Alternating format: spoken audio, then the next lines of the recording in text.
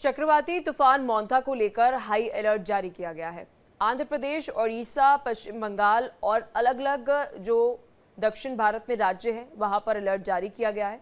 तूफान को लेकर आंध्र प्रदेश, ओडिशा, पश्चिम बंगाल और साथ ही तमिलनाडु के अंदर आपको बता दें कि रेड अलर्ट जारी किया गया है। तटीय इलाकों से हजारों लोगों को अभी हटाया गया है। रेलवे की बात करें तो रेलवे ने 2 दर्जन से ज़्यादा ट्रेन जो हैं वो अभी कैंसिल की हैं। प्रचंड चक्रवाती तूफान मोंथा अब आंध्र प्रदेश के तटीय इलाकों की ओर तेजी से बढ़ रहा है, जिसे लेकर आईएमडी ने अलर्ट जारी कर दिया है। ये तूफान 28 अक्टूबर की रात के दौरान काकीनाडा के पास मछलीपट्टनम और साथ ही कलिंगपट्टनम के बीच आंध्र तट से टकरा सकता है। मौसम विभाग ने बताया है कि दक्षिण पश्चिम बंगाल की खाड़ी के ऊपर बना चक्रवाती तंत्र पिछले 6 घंटे में करीब 13 किलोमीटर प्रति घंटे की रफ्तार से उत्तर पश्चिम दिशा में आगे बढ़ रहा है।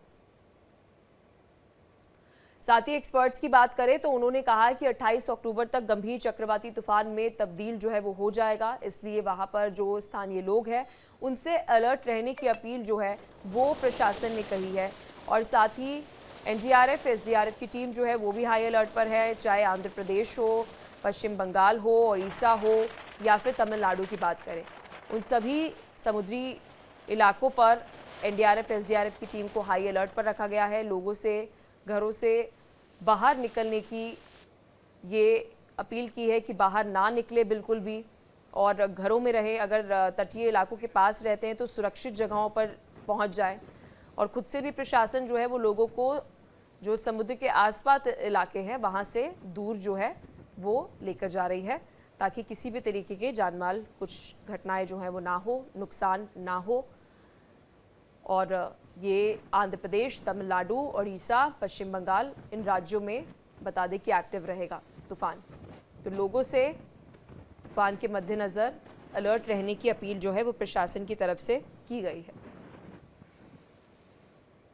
बंगाल की खाड़ी के ऊपर बन रहे चक्रवात मोंथा पर बात करने के लिए हमारे साथ है मौसम विभाग के महानिदेशक मृत्युंजय महापात्रा जी। सर, ये बताएं कि किन किन एरिया में इसका ज्यादा प्रभाव देखा जा रहा है और इससे कितना असर देखने को मिलेगा।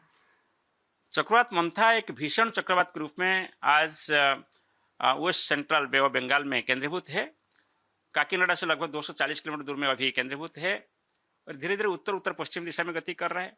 और आज शाम और रात में आंध्र प्रदेश तट को मछलीपट्टनम, कलिंगपट्टनम के बीच में काकीनाडा के आसपास हिट करेगा। इसलिए आंध्र प्रदेश सबसे वल्नरेबल है और काकीनाडा इसके आसपास 100 किलोमीटर नॉर्थ और साउथ जो एरिया है वो सबसे वल्नरेबल है। सो इसमें आप ईस्ट गोदावरी, वेस्ट गोदावरी, काकीनाडा बहुत सारे जो जिले हैं इसके लिए हम एक्सट्रीमली हेवी रेनफॉल वार्निंग भी दिए हैं। और सबसे ज़्यादा विंड स्पीड हम एक्सपेक्ट कर रहे हैं 90 to 100 kilometre per hour, gusting to 110 kilometre per hour. ये विंड स्पीड ये सभी जिला जैसे आंध्र प्रदेश की अनुभूत होगा। और इसके साथ साथ जो ओडिशा है वहाँ विंड स्पीड 60 से 70 किलोमीटर प्रति घंटा, वेस्टर्न से 80 किलोमीटर प्रति घंटा होगा। और साउथ छत्तीसगढ़ के जिला में भी यही विंड स्पीड रहेगा। ये जो सबसे ज़्यादा विंड स्पीड आज शाम से शुरू होगा और 29 तारीख अर्ली आवर्स तक रहेगा। और अभी आंध्र प्रदेश कोस्ट के पास की बात करें तो विंड स्पीड 60 से 70 किलोमीटर प्रति घंटा चल रहा है और डीप सी एरिया में सेंटर के आसपास wind speed 90 to 100 kilometre per our है।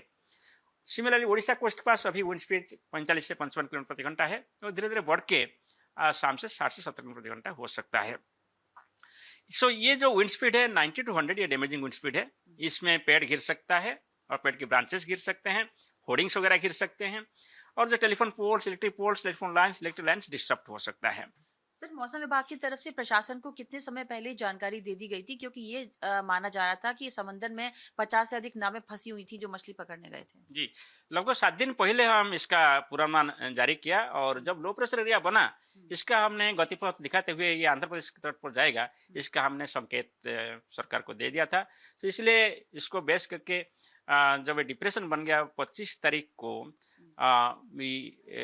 National crisis management committee meeting का भी आयोजन किया गया और सभी state government agency, central government agencies मिलकर इसके ऊपर काम कर रहे हैं जैसे कि हम ये साइक्लोन का मुकाबला कर सकें।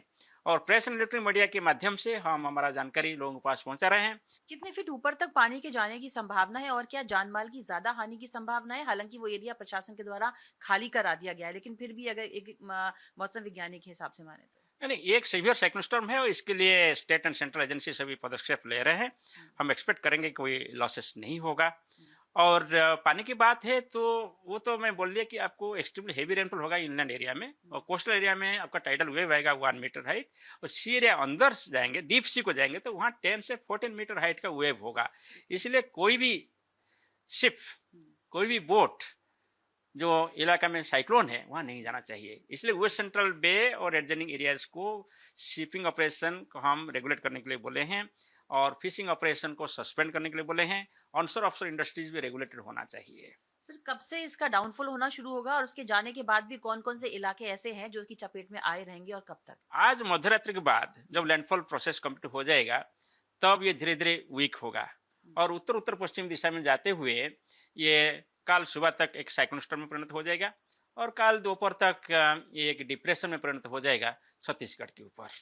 तब विंड स्पीड, जब डिप्रेशन हो जाएगा, इसका विंड स्पीड लगभग 40 से 50 किलोमीटर प्रति घंटा होगा। ये कोई डैमेजिंग विंड नहीं होगा।